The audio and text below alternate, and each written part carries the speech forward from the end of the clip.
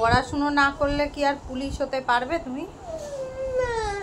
হ্যাঁ, তাহলে পড়াশুনোটা তাড়াতাড়ি করতে হবে তো।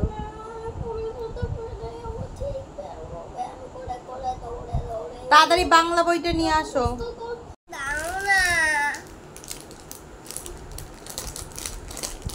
দুষ্টুমি করছিস তুই? যা বাংলা বইটা নিয়ে আয়। না বাবা, পড়াশুনো করতে হবে। পড়াশুনো না করলে কি করে তুমি পুলিশ হবে?